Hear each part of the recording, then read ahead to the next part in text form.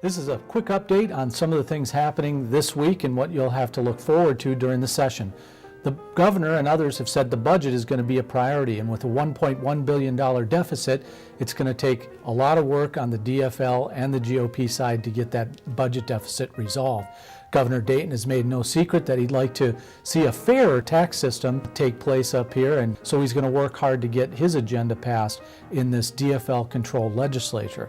Health care has come up, so has a bonding bill, so has same-sex marriage. After the defeat of the marriage amendment this past November, Democrats feel like voters sent them a clear message to resolve this once and for all by making same-sex marriage legal in the state.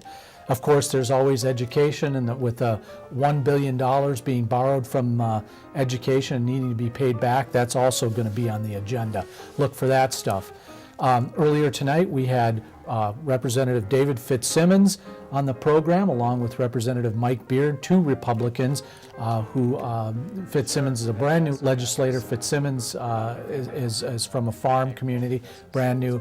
Mike Beard's been here, I think it's sixth term. Fitzsimmons said he'd like to see more action and less rhetoric from the Democrats, and that's just coming out of the gate. Representative Beard mentioned that this is the first time in 22 years that a party will have full control of the legislature, both houses of the legislature and the governor's office.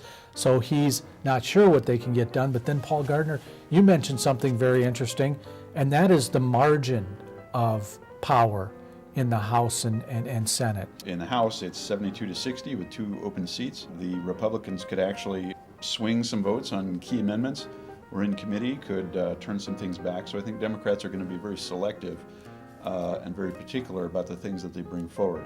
So I have found it kind of ironic that the Republicans are saying, oh, the Democrats are all going to be in control and the world's going to end, when in fact I think it's going to be a much different situation. What about GOP strategy going into this session? You know, the DFL has kind of treaded lightly about their social agenda, at least in terms of what they're telling the media. What will be the GOP strategy right now that they're in the minority?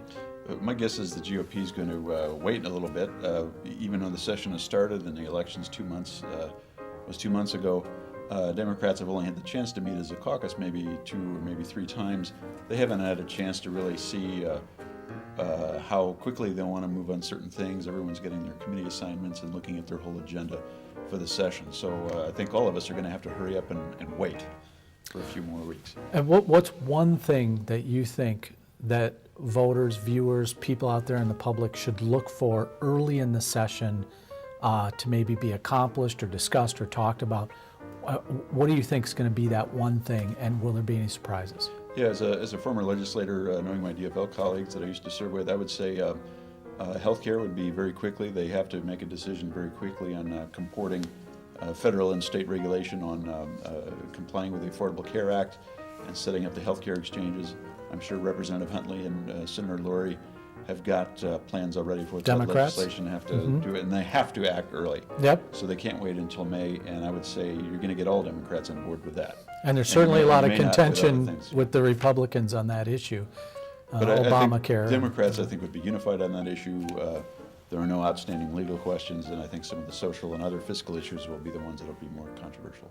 Perfect. Paul Gardner will be joining us, a former legislator, now turned media. What a fall. It just meteoric, dive right to media.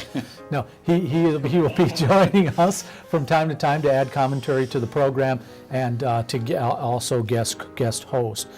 That's it from the Capitol. Next week we'll bring you a Republican and a Democrat in a debate-style format, along with special guest Sarah Catherine Walker from the Second Chance Coalition, who'll be here to talk about their policy issues. For Paul Gardner, I'm Marty Owings from the Capitol. So long, everybody.